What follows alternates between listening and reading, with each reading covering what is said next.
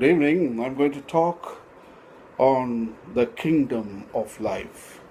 The kingdom of life is divided into different levels, and Swedish Carolus Linnaeus in 1707 to 1777 he lived. He is often considered the father of taxonomy. The principles he developed for classifying living things hierarchically still permeate the field today. Biologists commonly classify living things into five kingdoms or large scale units. The kingdoms are prokaryotes, protists, fungi, plants, and animals. Overall, the division into kingdom and into the finer categories of phylum, class, order, family, genus, and species has proved useful. Scientists estimate that at least 3 million and perhaps 30 million species of living organisms now exist. The first, prokaryotes or monoras, which means bacteria. The prokaryotes differ from organisms of all other kingdoms, known as eukaryotes, in that cells contain no nucleus. Most prokaryotes are bacteria. They are divided into two groups, archaebacteria and eubacteria. Archaebacteria live in extremely harsh conditions. Their members include methanogens,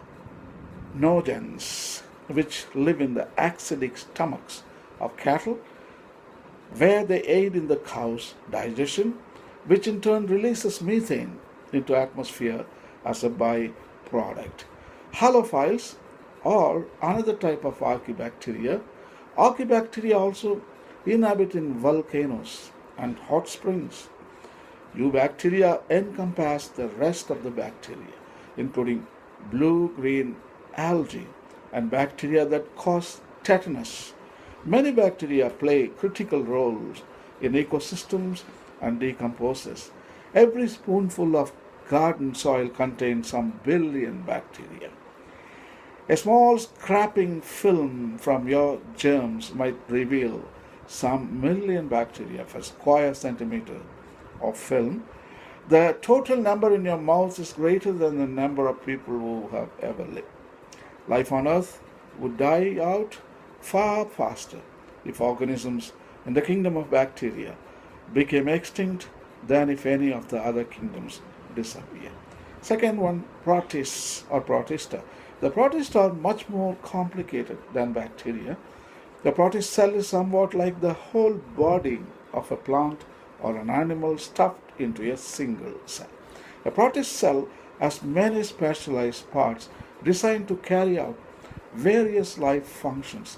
Protists are largely defined as single-celled organisms that contain a nucleus.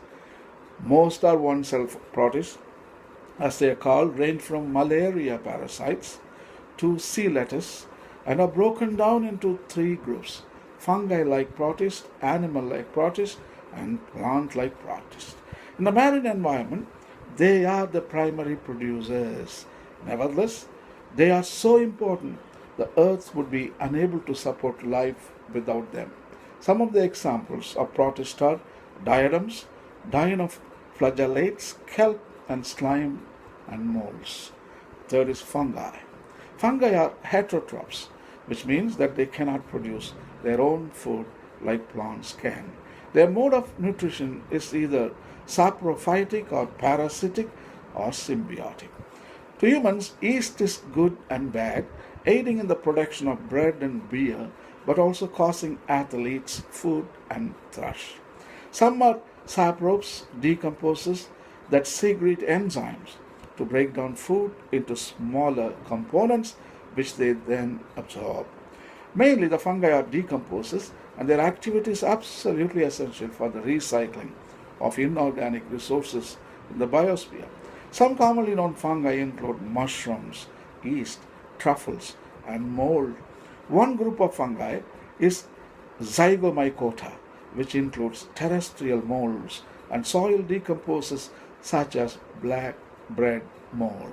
Another group of fungi is ascomycota, which is larger.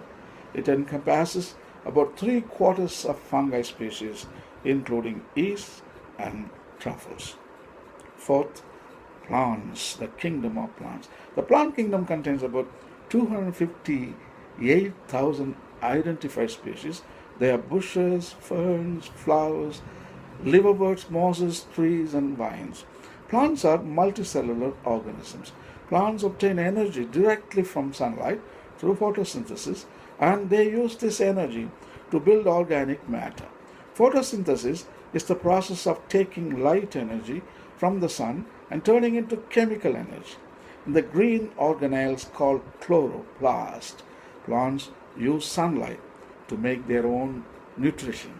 Plants are classified in two basic ways, as flowering and non-flowering varieties, or as vascular or non-vascular varieties. Bryophytes are three phyla of non-vascular plants, including mosses, liverworts, and hornworts. Trachyophytes are vascular plants that have vascular tissues like xylem and phylum that delivers water and minerals from the roots to the stems and leaves and delivers food from the leaves to the stems and roots.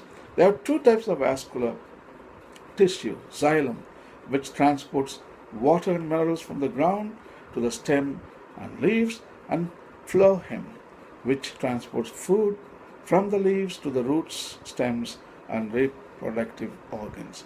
Varieties of seeded vascular plants are gymnosperms and angiosperms. Gymnosperms are vascular plants that have seeds that are exposed, not enclosed, in and protected with fruits. Fossil gymnosperms date back 350 million years. Varieties include conifers and similar plants such as cycads and ginkgos. Their seeds develop in cones. Angiosperms are vascular flowering plants whose seeds are protected inside an ovary and eventually ripen into a fruit. The last one, the kingdom of animals. Animals can be divided into vertebrates and invertebrates. Vertebrates are composed of animals with spines or backbones. Invertebrates are animals without backbones. Vertebrates are a diverse group that include fish, amphibians, and reptiles, all alike in that they are cold-blooded, while birds and mammals are warm-blooded.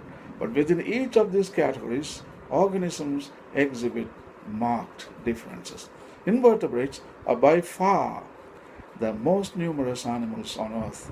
Nearly 2 million species have been identified to date. These 2 million species make up about 98% of all the animals identified in the entire animal kingdom. Invertebrates live in a vast range of habitats, from forests and deserts to caves and seabed mud. In oceans and lakes, they form part of the plankton, an immense array of miniature living organisms that drift in the surface currents. Invertebrates are also found in the soil beneath our feet and in the air above our heads. Some are powerful flyers, using wings to propel themselves, but others, particularly the smallest invertebrates, float on the slightest breeze. That concludes the kingdom of life. Monera, prokaryotes, protista, fungi, plants, animals. Thank you.